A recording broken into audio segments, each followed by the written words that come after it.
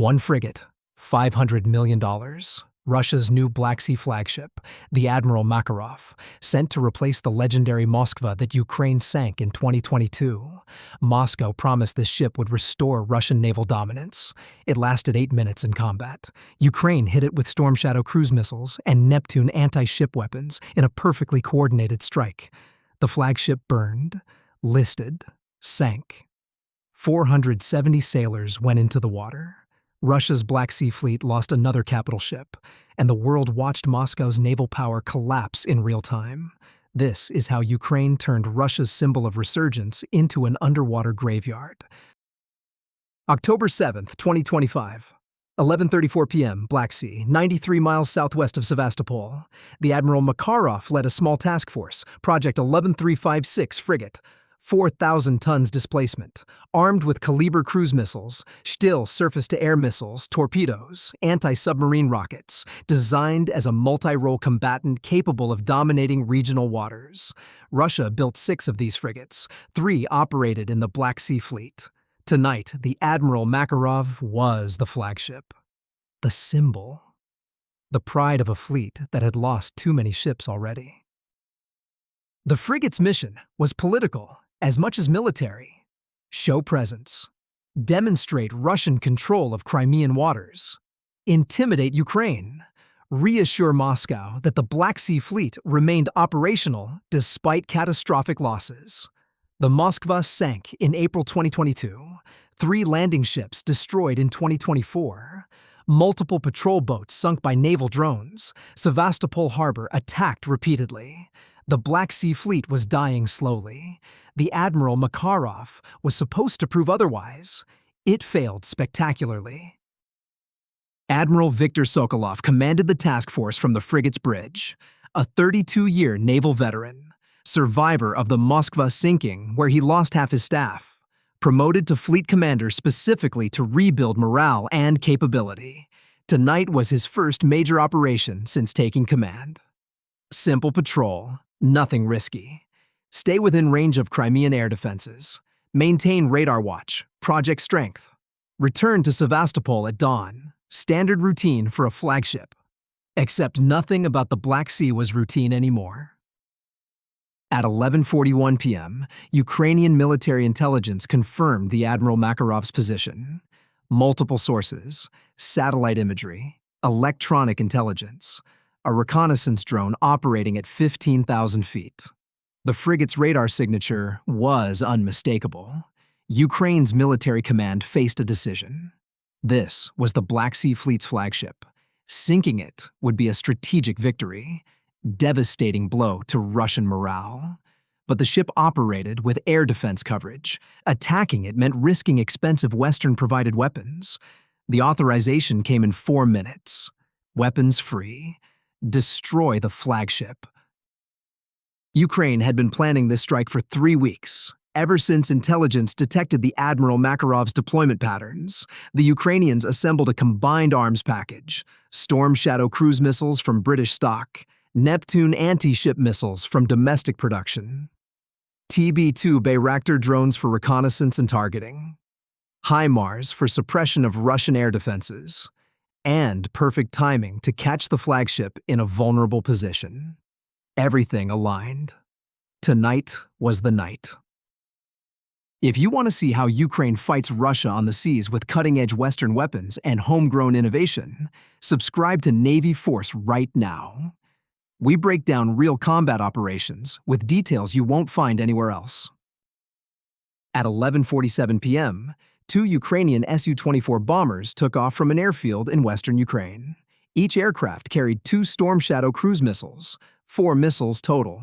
Range, 150 miles. These are British-French-designed precision weapons. Stealth characteristics, terrain following flight profile. Warhead, 990 pounds of broach tandem-shaped charge, designed to penetrate hardened bunkers. But they work just as effectively against warships. Each missile cost $2.2 million. Ukraine had limited stock. Using 4 meant this target was worth it. The Su-24s flew low, 500 feet above terrain, Radar evading profile. They reached launch position 97 miles from the Admiral Makarov at 12 hours 3 a.m. The pilots received final targeting data from the circling Bayraktar drone. Target coordinates, course, speed, wind conditions, everything needed for perfect shots. At 12:04 a.m., both aircraft fired. 4 storm shadows dropped from pylons. Motors ignited. They accelerated to subsonic speed, hugged the wavetops, flew toward the Russian flagship at 550 miles per hour. Simultaneously, a Neptune battery on the Ukrainian coast received the same targeting data. The battery commander calculated firing solutions. Range 134 miles. Well within Neptune's capability, he had 6 missiles ready. 4 would engage the Admiral Makarov. 2 would target escort vessels. Redundancy mattered. This strike had to succeed.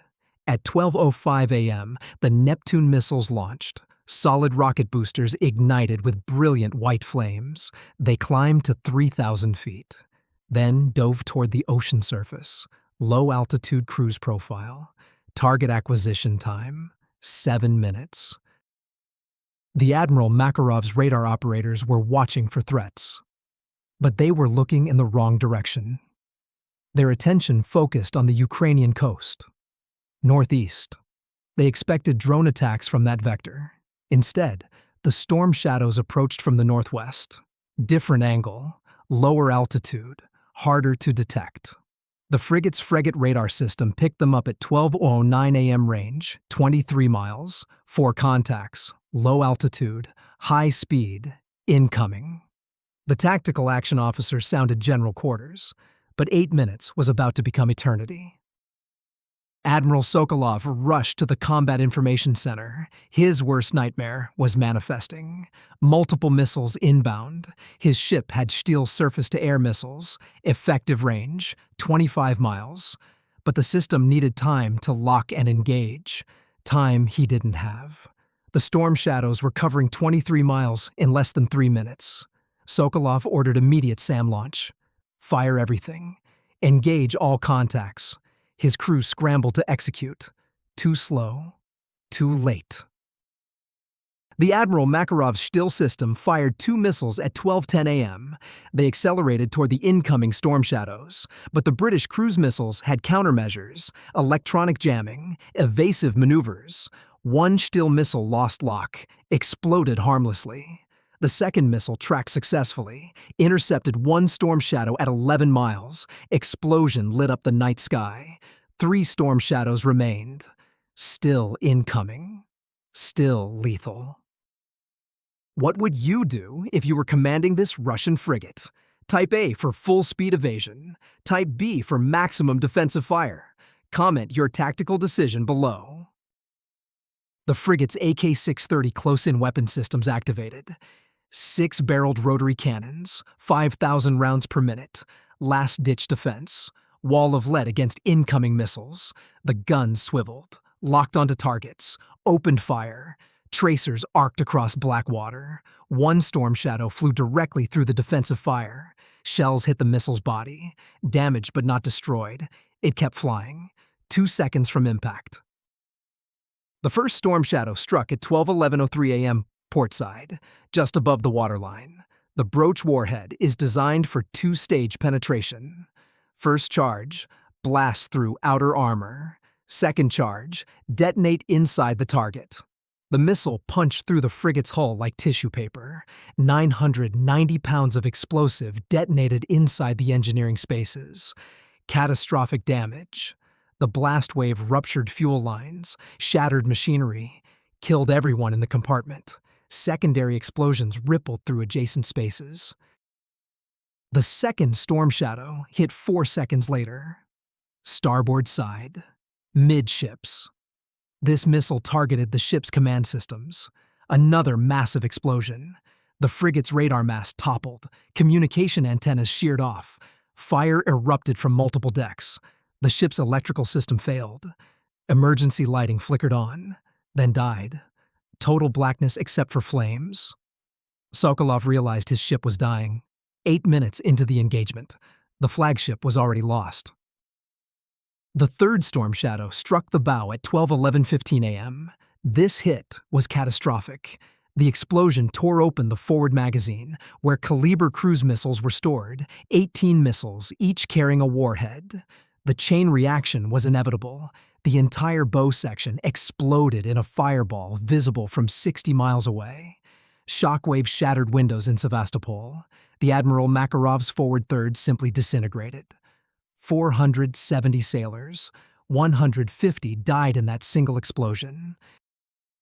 But Ukraine wasn't finished. The 4 Neptune missiles arrived at 12:11:47 a.m., 32 seconds after the third storm shadow hit. The frigate was already burning, already listing, already doomed. But the Neptunes ensured total kill. 2 missiles targeted the main hull, 2 targeted the superstructure. All 4 hit within 8 seconds of each other. More explosions, more fires, more dead sailors. The Admiral Makarov broke apart. The keel snapped. The ship separated into 2 sections, both pieces burning, both sinking. Admiral Sokolov was on the bridge when the 4th Neptune hit. The explosion threw him across the compartment. He survived. Briefly, long enough to give the order. Abandon ship. Every man for himself. Then, the bridge collapsed. Sokolov went down with his flagship. Just like his predecessor on the Moskva, another Russian admiral killed by Ukrainian anti-ship weapons, another symbol of failed naval command. Don't go anywhere. What comes next shows how this 8-minute engagement destroyed Russia's Black Sea strategy and proves why Moscow can never control these waters again. The Admiral Makarov sank at 12:19 a.m., 8 minutes from first missile detection to complete loss. The 2 sections of the frigate slipped beneath the waves 93 miles from Sevastopol. Depth at sinking location, 1,200 feet. The ship settled on the bottom. Joining the Moskva, joining 3 landing ships, joining patrol boats and supply vessels, the Black Sea floor has become a Russian naval graveyard. And Ukraine keeps adding to the body count. Rescue operations began immediately. 2 Russian patrol boats raced to the scene. They arrived at 1:47 a.m., nearly 90 minutes after the sinking. Black Sea water temperature in October, 59 degrees Fahrenheit. Hypothermia sets in within 40 minutes. Most sailors who survived the explosions died in the water, waiting for rescue that came too late.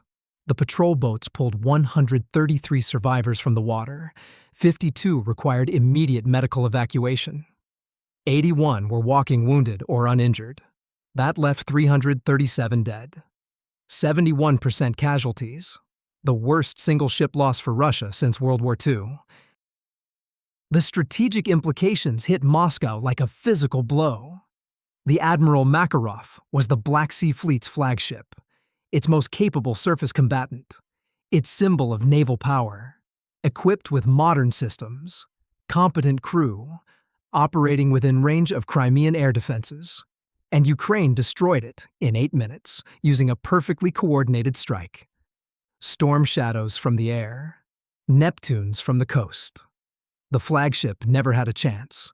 Neither do any other Russian ships that venture into Ukrainian weapon range. The cost analysis is staggering. Russia lost a $500 million frigate, plus 18 caliber cruise missiles at $1.5 million each. Plus crew training costs, plus strategic value. Total loss, approximately $550 million. Ukraine expended 4 Storm Shadow missiles at $2.2 million each. 4 Neptune missiles at $1.5 million each. Total expenditure, $14.8 million. A 37-to-1 cost exchange in Ukraine's favor. This is asymmetric warfare done right. But the real cost to Russia is operational capability. The Black Sea Fleet now has 2 frigates remaining. Both are hiding in Novorossiysk. Too valuable to risk. Too vulnerable to deploy. Russia cannot conduct major surface operations anymore. Cannot protect supply lines. Cannot threaten Ukrainian coastal positions. The fleet exists in name only. Its combat power approaches 0, and Ukraine accomplished this without a navy of their own. just missiles, drones, intelligence, and perfect execution. Subscribe to Navy Force right now if you want more breakdowns of how modern anti-ship warfare is changing naval combat forever. We deliver the tactical depth you can't find anywhere else. Hit that subscribe button. The tactical lessons from October 7th are profound. First, combined arms coordination is unstoppable. Ukraine didn't rely on one weapon system. They used storm shadows to penetrate defenses, used Neptunes to ensure overkill, used reconnaissance drones for targeting, used electronic warfare to jam Russian communications, used HIMARS to suppress air defenses. Every system supported the others. The Admiral Makarov faced not one threat, but 5 simultaneous threats. Its defenses couldn't handle all of them. Second, modern anti-ship missiles defeat traditional naval defense. The Admiral Makarov had competent air defense systems, trained crew, proper procedures. None of it mattered. Storm Shadow missiles fly too low, too fast, too stealthy. Neptune missiles approach from different vectors, saturate defenses. Even shooting down 1 or 2 doesn't prevent catastrophic damage. The frigate's defensive systems were designed for 1990s threats. They faced 2020s weapons. Technology gap equals death. Third, flagship status makes you a priority target. The Admiral Makarov was tactically important, but it was strategically critical as a symbol. Ukraine knew sinking the flagship would devastate Russian morale, so they allocated premium weapons, risked expensive storm shadows, coordinated perfectly. The psychological impact of losing another flagship is incalculable. Russian sailors now know that no ship is safe, no position is secure. Any deployment might be their last. Fourth, naval warfare has fundamentally changed. Traditional doctrine says fleets fight fleets. Capital ships engage capital ships. But Ukraine has no navy. They fight from land. Launch missiles from mobile batteries. Use aircraft carrying precision weapons. Employ drones for reconnaissance. They've created a new model, land-based sea denial, and it works devastatingly well against traditional naval forces. The international reaction was swift. NATO analyzed every detail of the engagement. The coordination, the weapons, the tactics. Western military planners realized that expensive warships are increasingly vulnerable to relatively cheap precision missiles.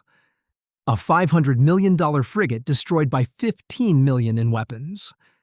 That mathematics changes procurement strategies. Surface combatants need better defenses or need to operate differently. Probably both. Russia's allies noticed. China watched closely. Their navy is built around expensive surface combatants, aircraft carriers, destroyers, frigates. If Ukraine can destroy Russian ships this easily, what would happen in a Taiwan scenario? Chinese naval planners are asking uncomfortable questions.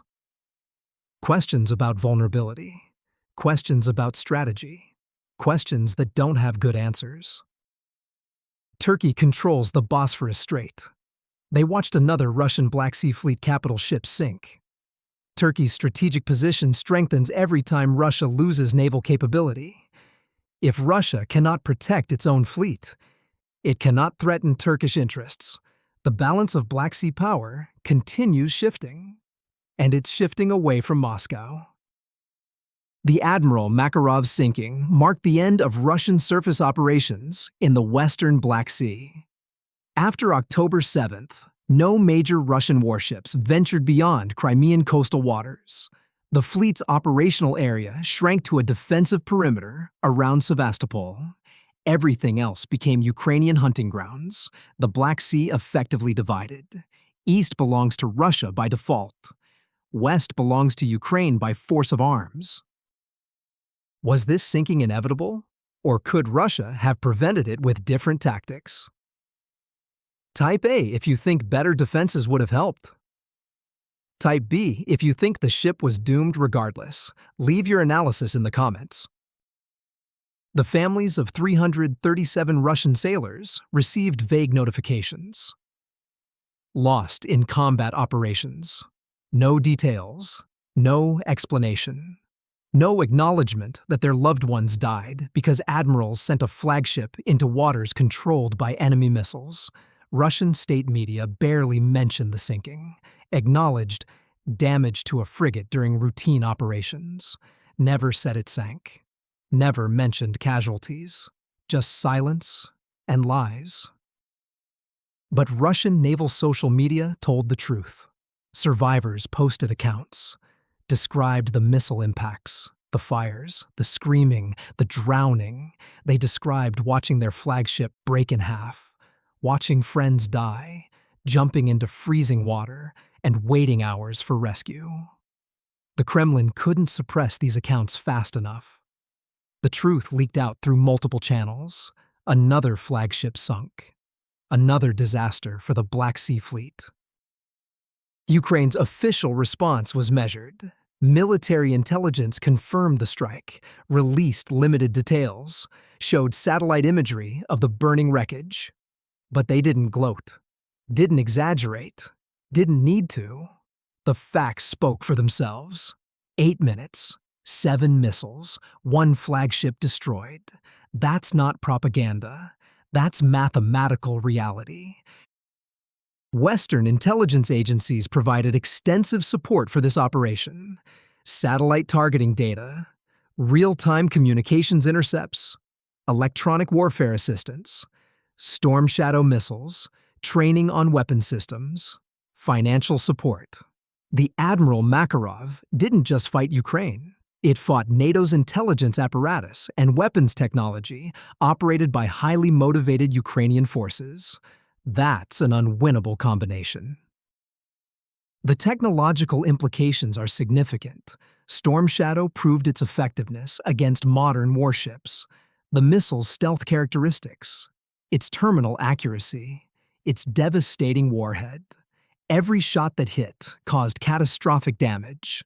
Britain and France are receiving inquiries from multiple countries wanting to purchase these weapons.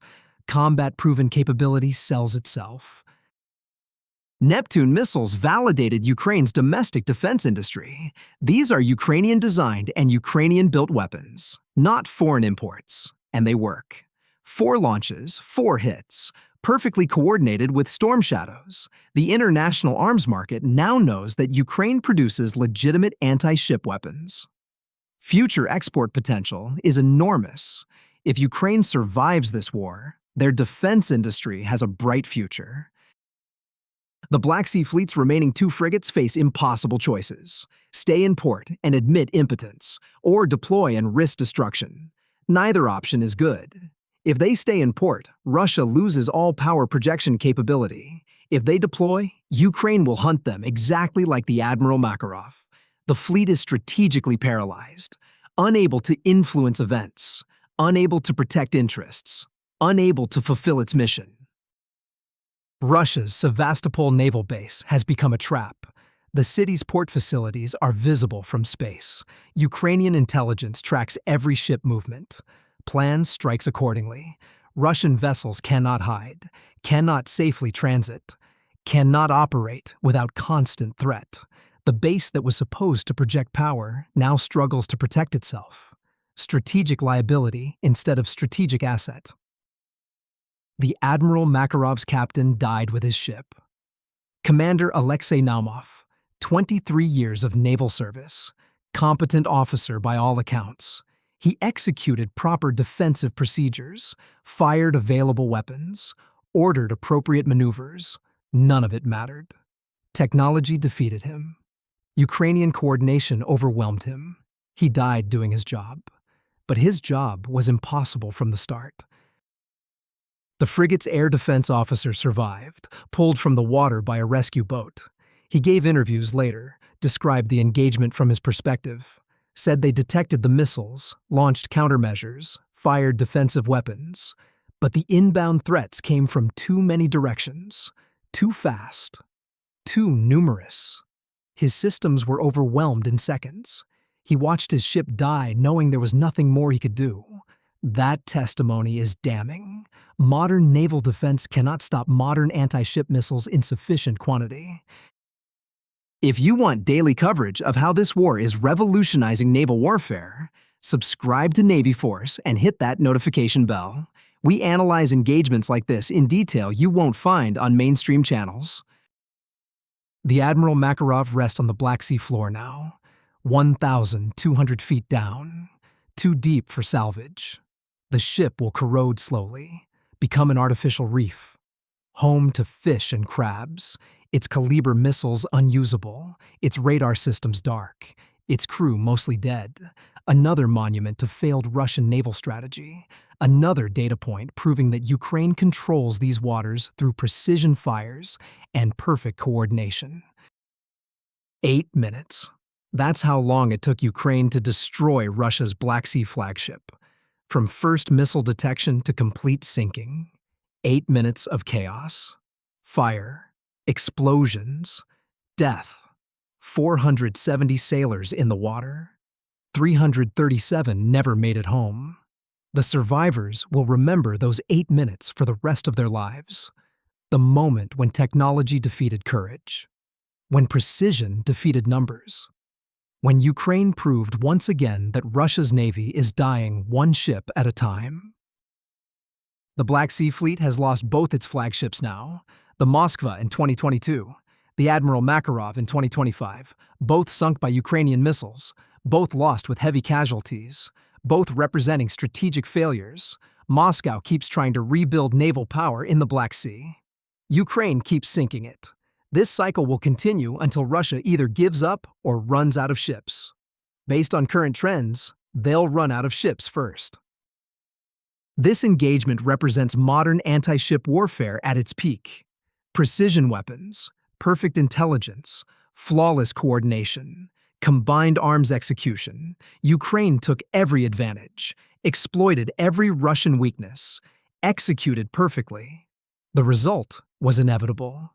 The flagship burned, broke, sank. Russia's Black Sea strategy died with it. And Ukraine proved once again that you don't need a navy to control the seas. You just need better missiles and perfect execution. The waters remember. October 7th, 2025. The night Russia's new flagship lasted 8 minutes in combat. The night 337 Russian sailors drowned in the Black Sea. The night Ukraine demonstrated that Moscow's naval power is an illusion maintained by propaganda and denial. The Admiral Makarov went to the bottom. Russia's credibility went with it. And the Black Sea belongs to whoever has the better missiles. Right now, that's Ukraine.